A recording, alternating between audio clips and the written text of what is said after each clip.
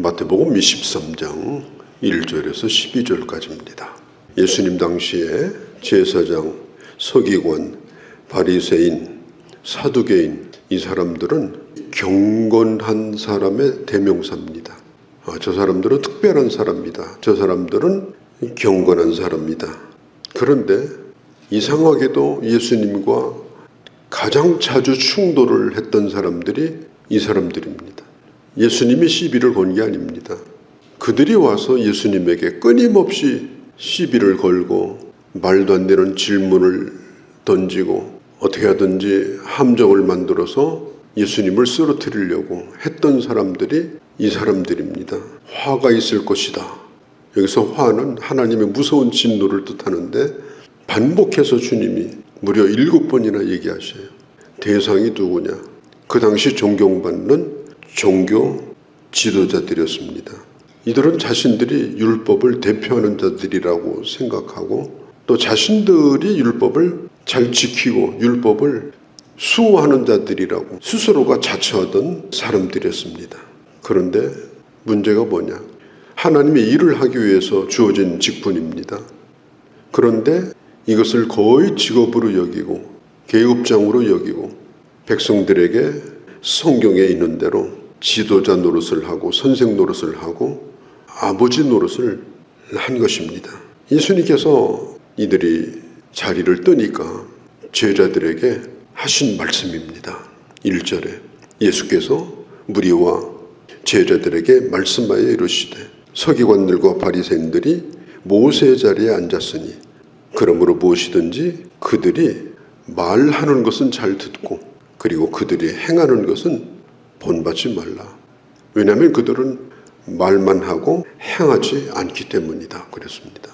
우리 옛말에 원수를 닮는다 이런 말이 있어요. 이게 무슨 뜻인가 하면은 나는 그렇게 안 하려고 합니다. 그래 난 저렇게 하지 말아야지. 저건 나쁜 짓이지. 그러면서 그 사람이 하는 나쁜 짓을 계속 봅니다. 그렇게 하고도 멀쩡하게 사는 걸 봅니다. 그런데 입으로는 그렇게 하지 말아야지 그러면서 그런 행동을 담는 거예요. 이 외식된 종교인들 그들과 함께 시간을 보내고 그렇게 하면은 나중에 자기도 모르게 전혀 다른 사람으로 변해버리더라. 예수님께서 모세의 자리라는 말씀을 하셔요. 2절에 회당에 가면요 유대인의 회당에 모세의 자리가 있습니다. 그게 어딘가 하면은 제일 앞자리예요. 지금도 회당 유적에 가면 실제로 모세의 자리가 있어요. 사람들이 저 자리는 저분들이 앉는 자리구나. 지정석 그게 모세의 자리예요. 백성들은 이제 생각을 하는 거죠. 저분들이 우리에게 율법을 가르쳐준다. 또 저분들이 저 자리에 앉아야 마땅하다. 권위 있는 사람이 거기 앉는 거예요. 제가 군대에 있을 때 저희 부대장이 장군이었는데 어쩔 때 행사 있으면 교회도 나와요.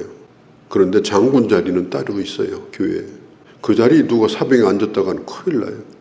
그게 모세의 자리입니다. 특별한 사람을 위해서 비워놓은 자리고 또 특별하다고 생각하는 사람들이 앉아있는 자리고 사람들은 그들을 인정해 주었어요. 왜냐하면 워낙 그들은 경건하게 보였기 때문이거든요. 자, 우리가 주의할 것은 정말 기도하는 건 중요합니다. 그런데 기도하는 것처럼 자꾸 보이는 건 별로 좋은 게 아니에요. 찬송하는 거 좋습니다. 그런데 자꾸 찬송하는 것처럼 보입니다. 그게 위험한 거예요. 우리는 예수 믿는 사람답게 살자고 하는 주장을 자주 들어요. 매스컴에서도 얘기하고 지나가는 사람도 얘기해요. 예수 믿는 사람답게 살라고. 우리가 예수 믿는 사람답게 살고 있습니까? 살지 못하잖아요. 그럼 앞으로 살겠습니까? 앞으로도 못 삽니다. 우리는 예수 닮자는 얘기를 많이 합니다. 예수님을 닮을 수 있습니까? 그게 사람이 가지고 있는 고민이에요. 우리는 예수를 닮는 자가 아니고 예수님을 따라가는 자입니다.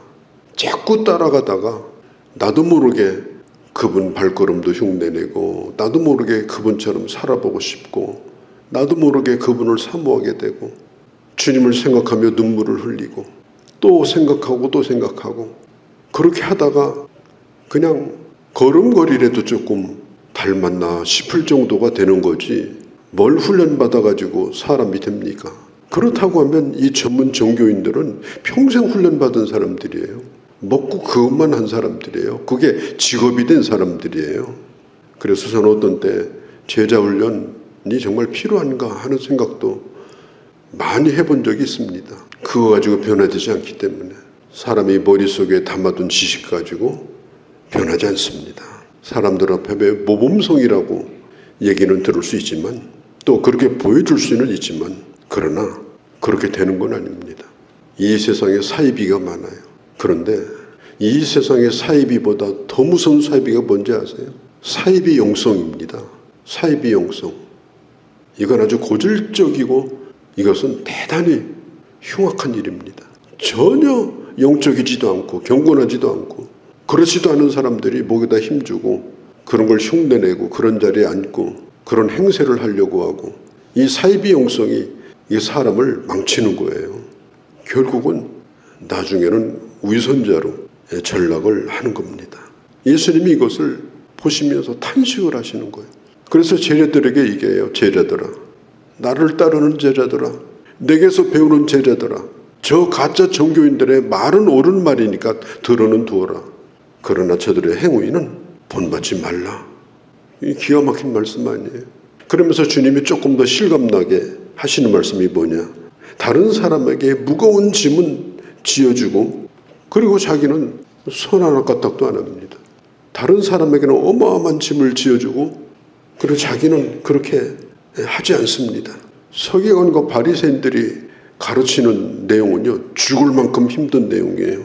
그리고 얼마나 그것을 강조했는지 몰라요. 그런데 자신들은 그렇게 살질 않았어요. 판사나 법관들이 하는 일이 뭘까요? 제일 높은 자리에 앉잖아요. 재판할 때. 뭘 하느냐? 그 사람의 말을 들으면서 그게 참말인가 거짓말인가 그걸 분별해내는 게 법관들이 하는 일이에요.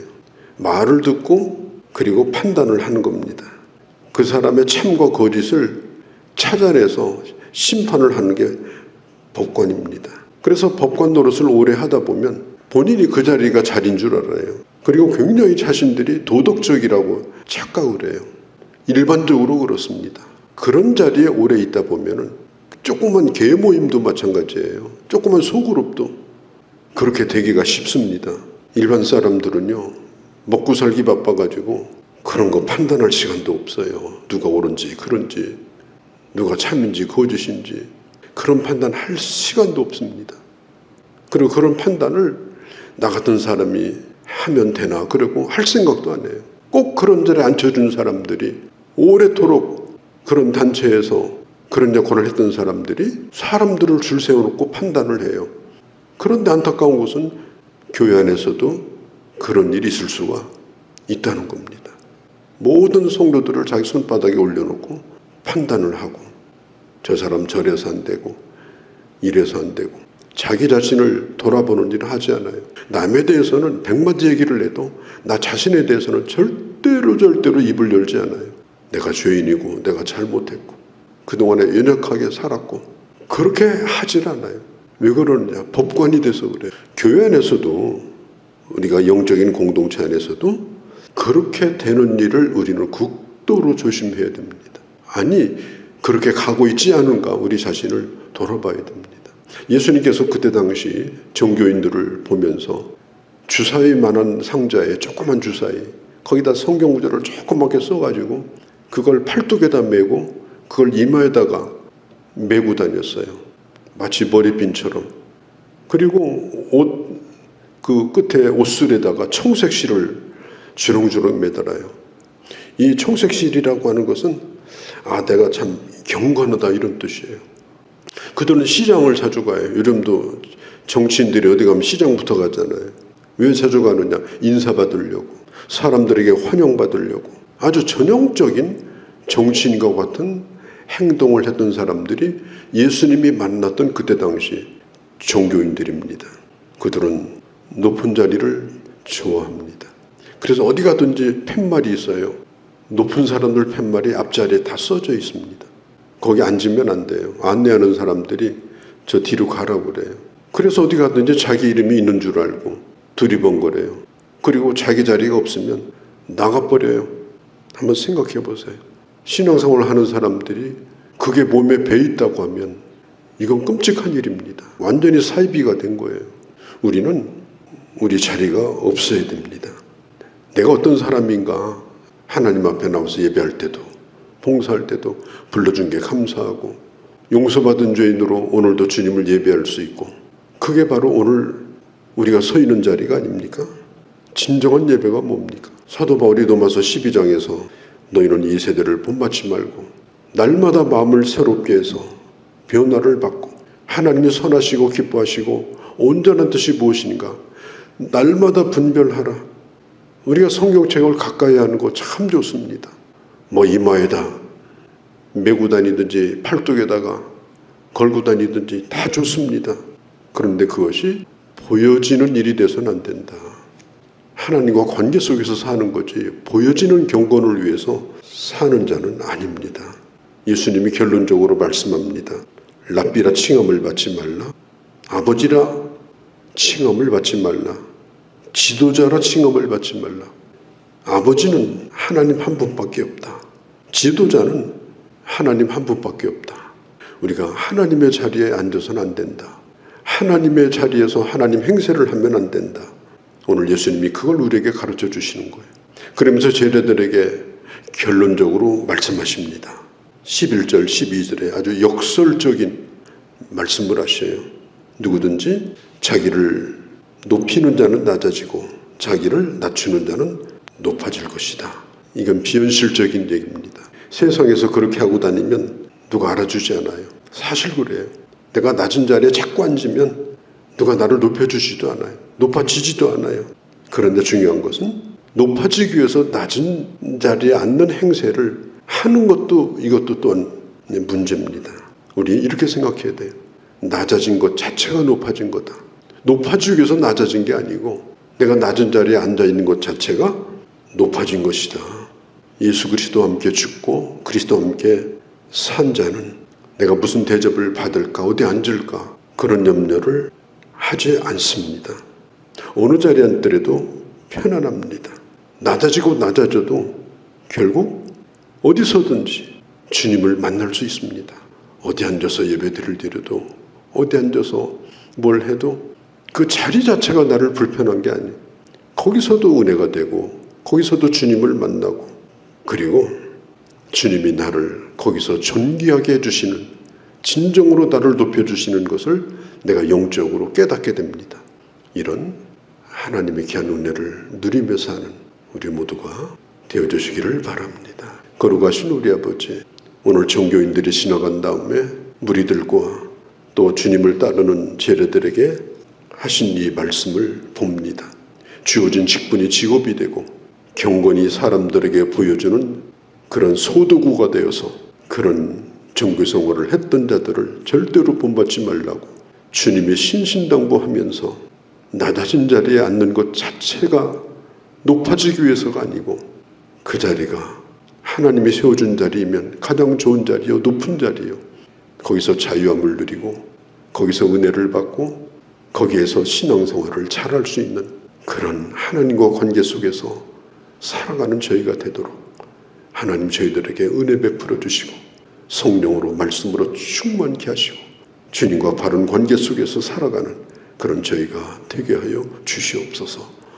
우리 주 예수님의 이름으로 기도하옵나이다. 아멘.